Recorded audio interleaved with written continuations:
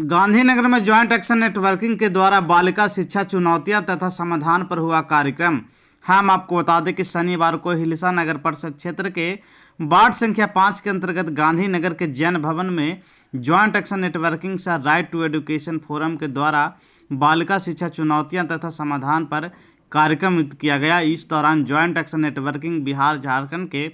सचिव रामाकांत शर्मा ने कहा कि बेटियां अब हर क्षेत्र में आगे बढ़ रही है। वैसे में बालिका शिक्षा चुनौतियों पर कई बिंदुओं के बारे में उन्होंने बताने का काम किया है। इस दौरान नालंदा के brand ambassador doctor Ashutosh Kumar Manav ने भी कई चीज़ों पर चर्चा किया है। ज्वाइंट एक्शन नेटवर्किंग जन के माध्यम से एक अलग छाप छोड़ने वाले, एक गहरी पैठ बनाने वाले हमारे हम सबों के अभिभावक सामाजिक कार्यकर्ता भाई रमाकांत शर्मा जी का हम सबसे पहले जोरदार तालियों के साथ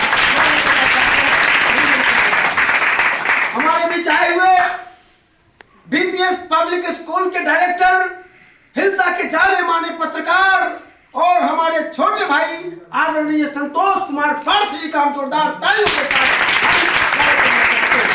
और उसके साथ साथ यहाँ पर उपस्थित हमारे प्रिय रवि जी, हमारी माननीय सुषमा मैडम जी, सोनी जी, रानी जी और जितने भी यहाँ पे लोग हैं, सुधा जी और हमारे जो भी हमारे ज्वाइंट एक्शन नेटवर्किंग से जुड़े हुए तमाम कार्यकर्ता हैं, सब लोगों का आज हार्दिक अभिनंदन, हार्दिक स्वागत और जोरदार तालियों के साथ आप लोगों का बहुत आज बालिका शिक्षा चुनौतियां तथा समाधान, ये कितना गंभीर विषय है। इसका आकलन आप इससे लगा सकते हैं कि पहले के समय में जहां बच्चियों की शिक्षा होती नहीं थी, उनको शिक्षा रूपी ज्योति से दूर रखा जाता था और वही आज हमारी सुषमा मैडम जी ने बताया कि आज समाज के हर क्षेत्र में, प्रशासन के हर क्षेत्र में,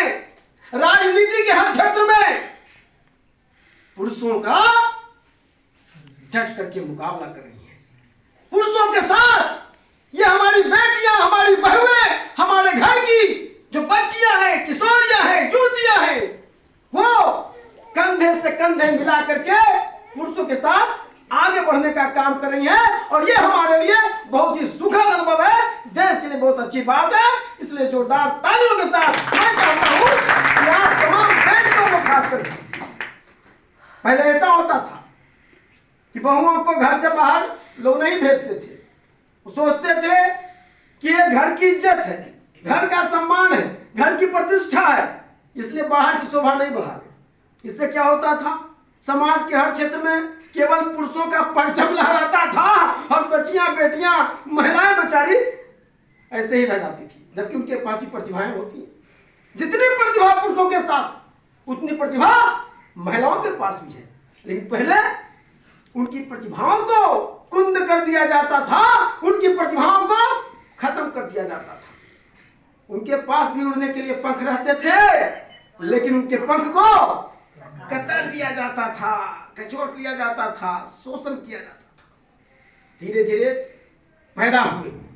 जैसे महात्मा गांधी पैदा हुए, सुभाष चंद्र बोस पैदा हुए, भगत सिंह पैदा हुए, झांसी की रानी पैदा हुई, राम प्रसाद बिस्मिल पैदा हुए, लाला लाजपत राय पैदा हुए, उसी तरह से रमाकांत शर्मा जी पैदा हुए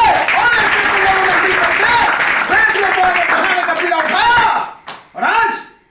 आज आपके आंख के सामने जब हम अखबारों में पढ़ते हैं, तस्वीरों में देखते हैं, टेलीविजन का दर्शन करते हैं, दूरदर्शन का, तो हम पाते हैं कि बेटों से भी कहीं ज्यादा अगर आगे बढ़ रही है तो वो है बेटियां। और माता पिता का लाड़, प्यार, दुलार जो पहले बेटों को मिलता था, सुषमा मैडम जी, मैं आपको बताना चाहूंगा, अब वो जमाना चला गया।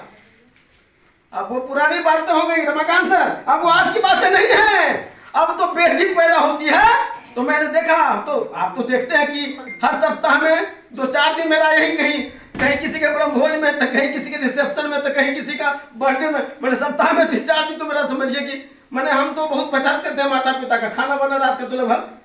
12 काम चल जाता है, तो सोच लीजिए कितना ज्यादा बेटी का उत्साह ज्यादा होता है।